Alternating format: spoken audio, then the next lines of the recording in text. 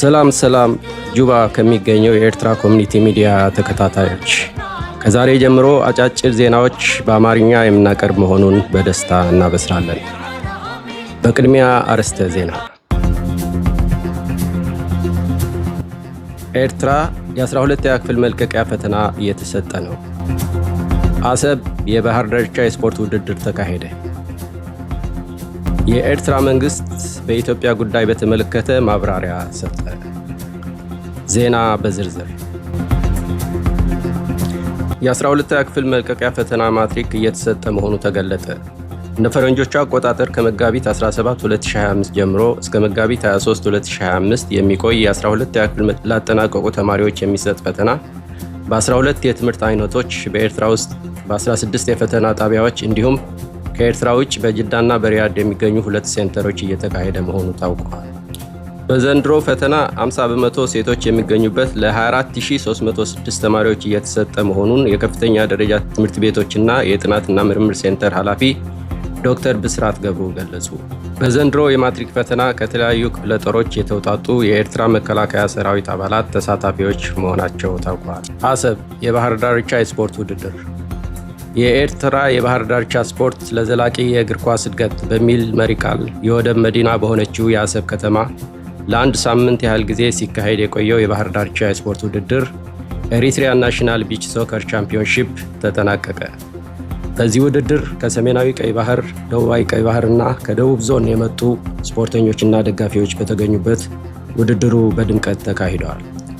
እሁድ መጋቢት 16 2025 በተጠናቀቀው በዚህ የባህር ዳርቻ የስፖርት ውድድር የደቡባዊ ቀይ ባህር አስተዳዳሪ አምባሳደር መሐመድ ሰይድ ማንታይ፣ የስፖርት ፌዴሬሽን ኃላፊዎች፣ የሰራዊት አዛዦች እንዲሁም ከተለያዩ ዞኖች የመጡ እንግዶችና የአሰብ ከተማ ሕዝብ በተገኙበት በድምቀት ተጠናቀዋል።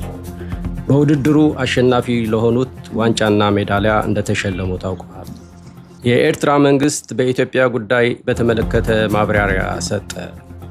የኤርትራ ውጭ ጉዳይ ሚኒስትር አቶ ዑስማን ሳልሕ ኤርትራ ውስጥ ለሚገኙ የተለያዩ አምባሳደሮችና ዲፕሎማቲክ ማህበረሰብ አባሎች እንዲሁም ኤርትራ ውስጥ የሚገኙ የተባበሩት መንግስታት ጽሕፈት ቤት ወኪሎች በተገኙበት በትናንትናው ዕለት መጋቢት 18 2025 በጽሕፈት ቤቱ መግለጫ ሰጠ።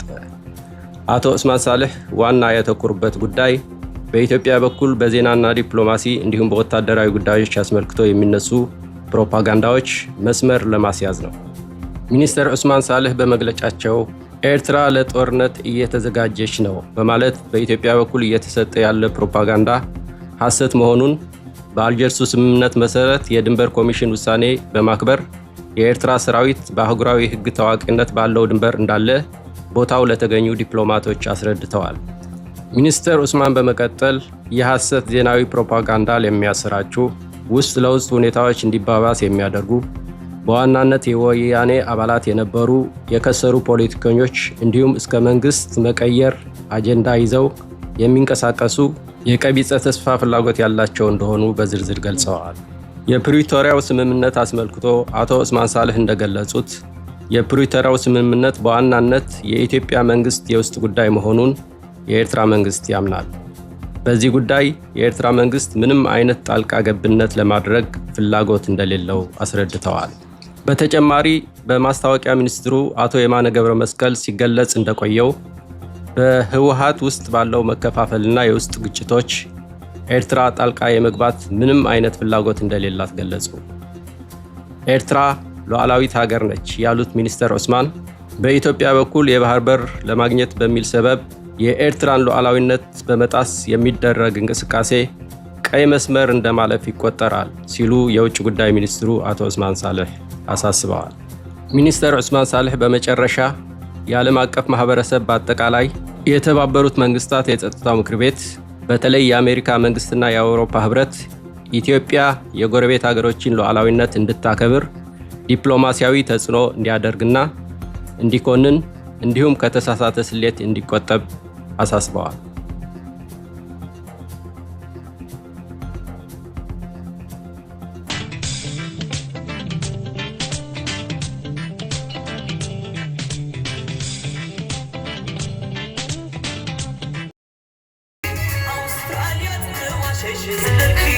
Makel Afrika,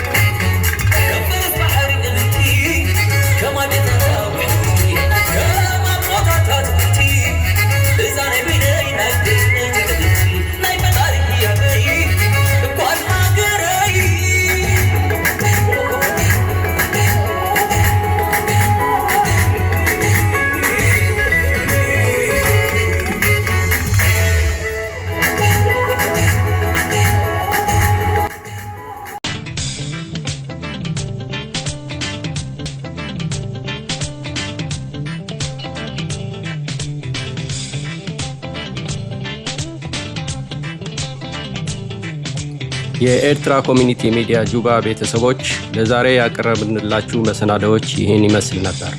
ዳግማይ እስከምንገናኝ በደህና ቆዩ።